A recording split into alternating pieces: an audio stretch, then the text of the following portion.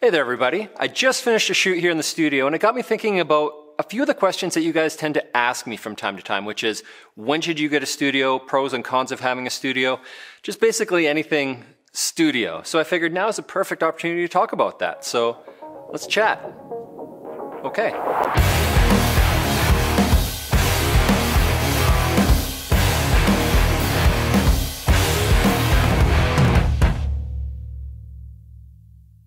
Hey everybody, so I thought it'd be a good idea that, wow, it's so echoey in here. I thought it would be a good idea to take you guys through the studio first, give you a little bit of a tour, show you what it is that I operate in, and then from there we'll get into all the questions of, you know, pros, cons, when to get into one, everything like that. So studio tour starting now. Hey everybody, so when you walk in, you're greeted by this little front foyer area here that's just welcome to Colony Studio. And here we have our natural light shooting area. Now I've got these giant south-facing windows and they've got an opaque film on them that basically turns them into a giant softbox that blasts onto this wall, and it creates this really beautiful soft light. I'll drop in a few different examples of different work that I've done in this area recently. But if there's one thing that I would change, it's the distance between these windows and this wall. And the reasoning we have this wall here is for the next room that I'll show you, which is this, our dark room, which never gets used. Because honestly, who shoots film anymore? All right, all of you film is not dead hashtaggers, I get it, and it's just a joke, it's just a joke. You still love your film, that's okay, that's okay. And yeah, I mean the dark room is being used for storage, but that's okay too. It's all okay. Let's just get back into the video. Carrying on. From there we move into our hair and makeup area. I've got two big bays here, complete with, you know, your chairs, your vanity lighting, all of the above, some magazines just in case you want to get your read on. Some racking, steamer, just for steaming the clothes, bathroom, which I don't think we need to do a tour of. But check out this rig I've got going on here with everything. Huh, things I do for you guys. Moving on. From there you wrap around, you come into the main area of the studio. Now I've got my kitchen here, and I've got everything but a stove. So I've got my dishwasher, I've got my fridge, got a microwave up top, got all of our cupboards for cutlery, big meeting/eating area. And then when you turn around the corner, again, I've got another seating area here that's just set up for clients to sit and wait for their turn to get into the main section of the studio. Now, as I was saying, I did just finish a shoot. So I've got my tethering station set up here, got my laptop, got my monitor, camera. Over here, just got some miscellaneous gear that still needs to be put away. Got all my Apple boxes, light stands, again, more racking of gear, whole bunch of backdrops, all different colors of the rainbow that you can't see because this video's in black and white. Now here, we've got all of our V-flats, fake walls. Now from back here, we move around.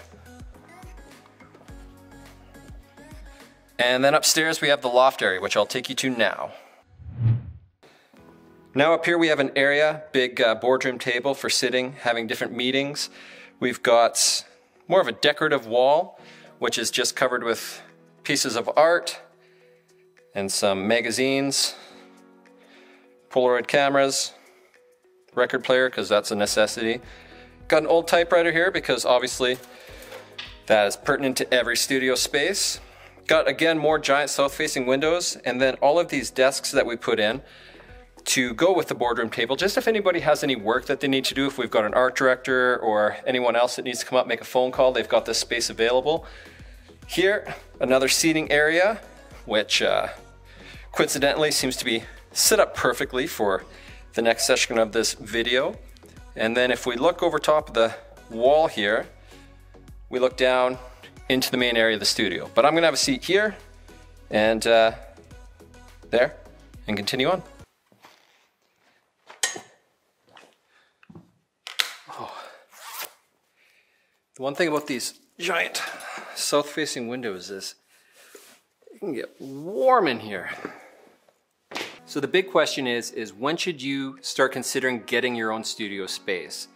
And for me, the easy answer was when it started costing me more, or at least as much, to be renting a space for the work that I was doing as it would for my monthly and or yearly overhead costs of actually having my own space. Now, what does that mean? Well, I found this, which is a notepad that I had just over 3 years ago when I actually joined the studio.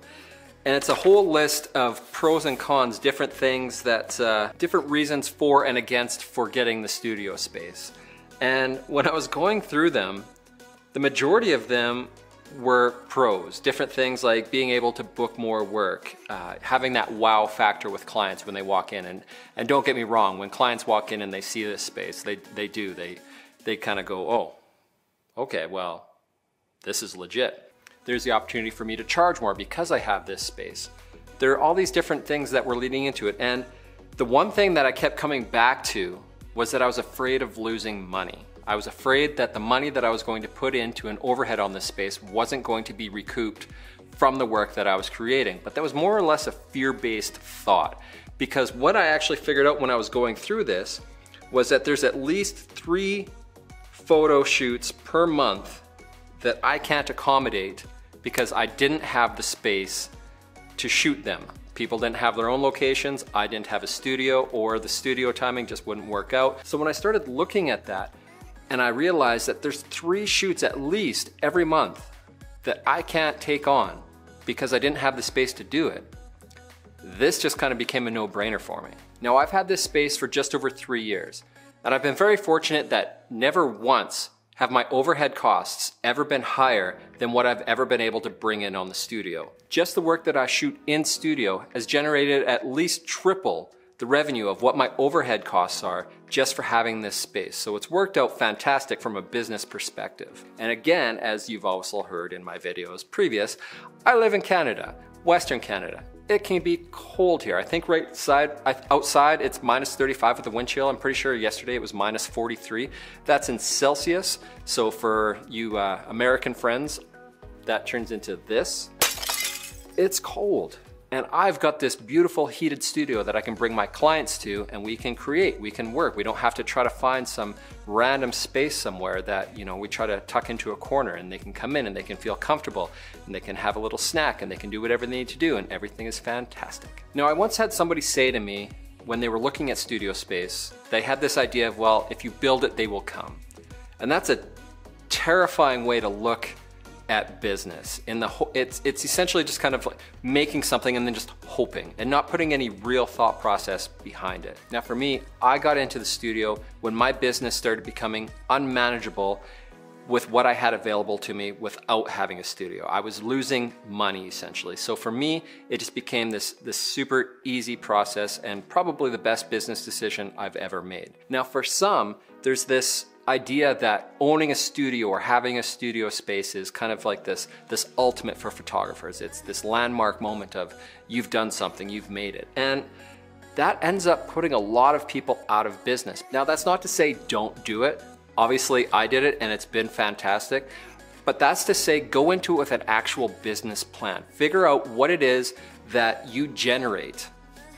Not so much even monthly, but annually, because there are times when you can have a couple of really great months where all of a sudden there's all this studio work coming in and then everything dries up for the next 10. And so you've used those 2 months of super busy to justify the overhead of getting a space, but then you've got 10 months of nothing following that up, and you've got this giant overhead that's just eating away at your business profits.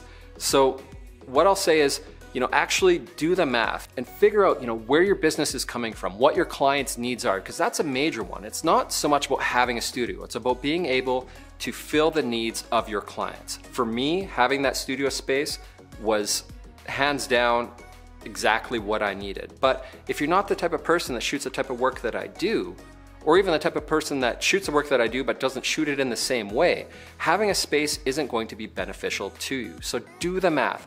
Actually sit down, run through what a year might look like for you, and then figure out what those costs are, what you need to charge, whether or not you're charging that much, and do all the math to put it all together and make sure that you're not getting into something that's going to sink your ship. Now, when it comes to having a studio, some of the pros are obviously that, you know, it is a wow factor for clients. I'm not going to deny that. When they come into this space and they see all the room, we've got these giant ceilings, gear set up everywhere, everything like that. Clients typically who have never been here before think it's amazing. And that's great. It gives a little polish to what it is that I do as a photographer, regardless of if it's, you know, completely in their own heads or whatnot. Another thing is that all of my gear is here. So when it comes to me, you know, I had to set up for a quick headshot today.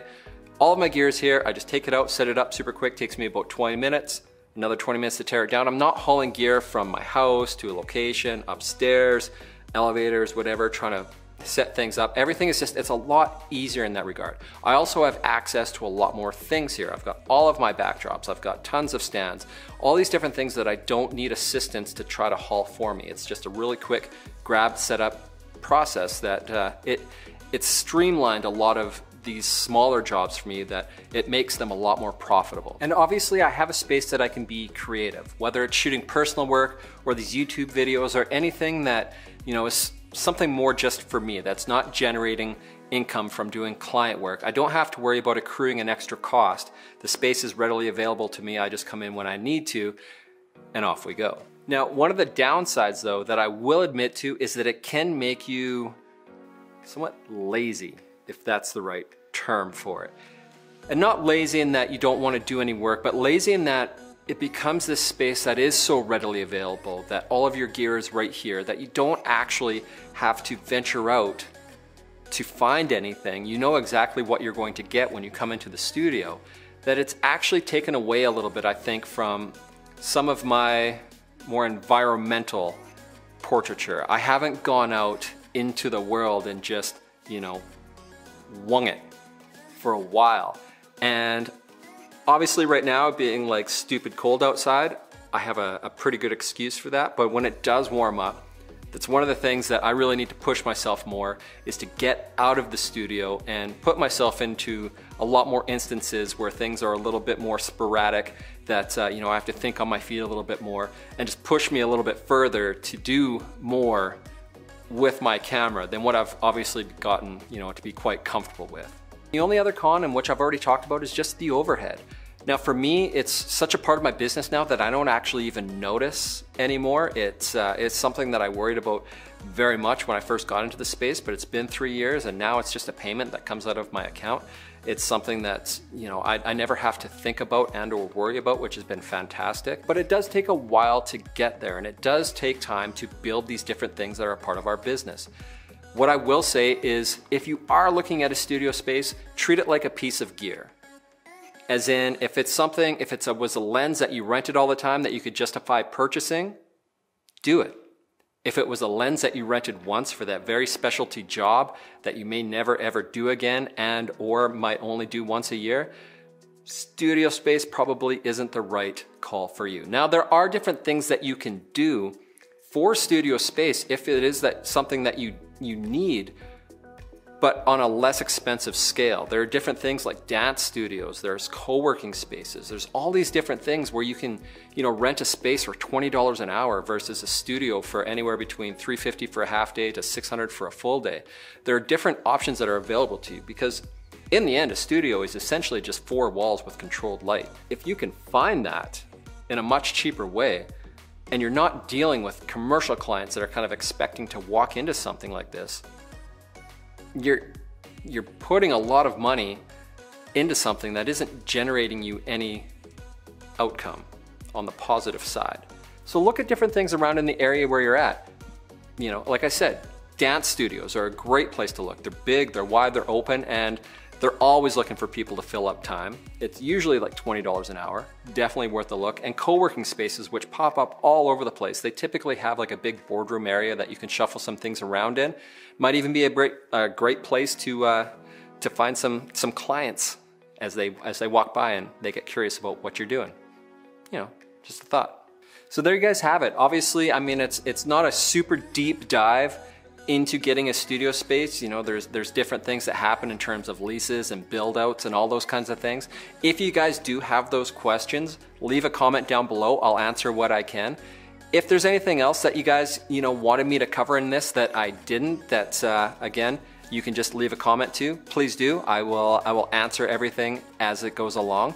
But again, thank you guys so much for being here with me. I very much appreciate it. If you did like this video, give it a thumbs up. If you haven't yet already, hit that subscribe button, and I'll see you guys in the next video. Cheers.